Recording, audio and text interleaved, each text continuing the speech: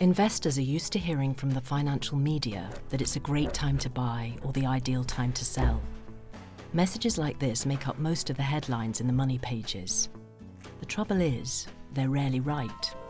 The best time to buy is when shares are at their lowest point before they start to rise in value again. But who knows when this is going to be? It's just as tricky to spot when shares are at their peak and about to fall. All so-called experts can do is speculate, and as we all know, the chances of them being right more than a few times in a row is near zero. There is no guarantee that past successes will be replicated in future performance. Shares are valued on what the market believes they are worth. That's the collective wisdom of millions of investors.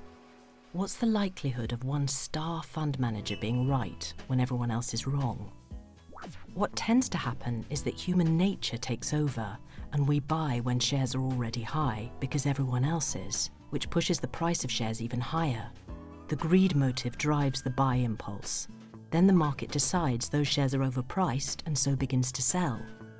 We hang on for a while, then the fear factor takes over, which drives the impulse to sell when those shares are now falling in price, and we lose out on any return.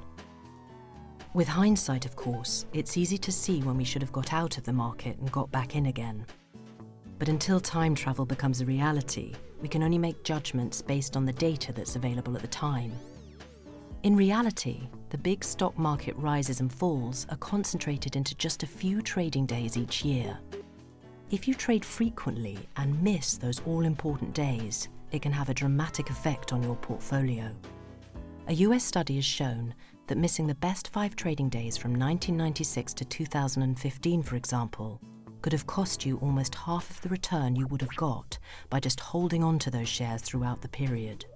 An analysis by the University of Michigan found that in the 30 years between 1963 and 1993, just 90 days, 3 per year, accounted for more than 95% of the market gains throughout the period. Trading shares is a zero-sum game. For every winner, there must be a loser. The best and most efficient way to ensure investing success is through slow and steady growth over a long period of time. So it's time in the market, not timing the market, that is key. Through normal market fluctuations and even quite significant market crashes, the annualized return of the UK stock market over the past 60 years has been nearly 12% per annum. Doesn't sound much? Think again. That means if you'd invested £100 in the stock market in 1956 and left it there, it would now be worth over £85,000 before costs.